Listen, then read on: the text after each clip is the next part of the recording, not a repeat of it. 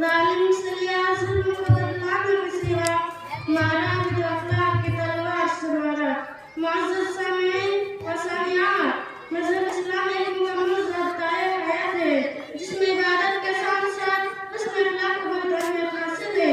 اخلاق کی وہ طاقت ہے جس نے طلوع اسلام کو طلوع کا دائرہ اسلام میں جوک در جوک داخل کیا۔ اسلام اس میں اخلاق اور اس بات کی ترغیب دیتا ہے جو معاشرے میں خیر و بہبود کا سبب بنتی ہو اور اس بات سے روکتا ہے جو کسی بھی شرور اور کسی بھی بے آزادی کا سبب بنتی ہو۔ اسلام کو اس نے اخلاق و ایمان کی نشانی کہا اور مسلمانوں کو یہ درس دیا کہ برے اخلاق کسی بھی مومن کا شیوا نہیں ہو سکتا۔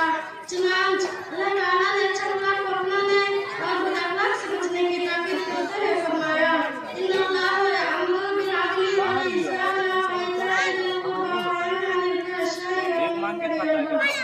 میرے دینی ماں باپ، آپ صلی اللہ علیہ وسلم نے اس طرح کے لوگوں کو اپنی طرف کھینچ لیا تھا۔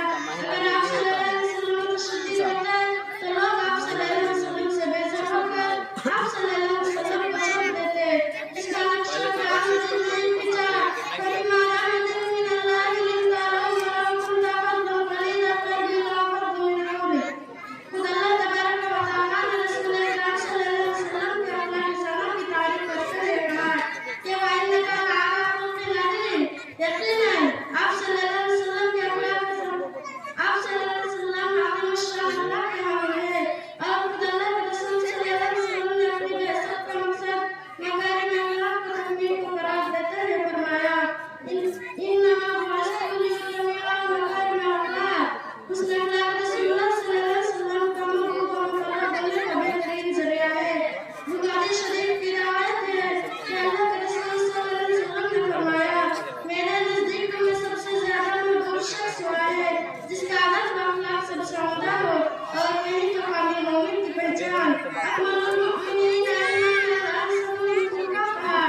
جی ہاں، اس میں اخلاق کے ذریعے ہمیشہ فضل رکھے اور راتوں کو قائم کرنے والا کا درجہ حاصل کر لیتا ہے۔ آپ صلی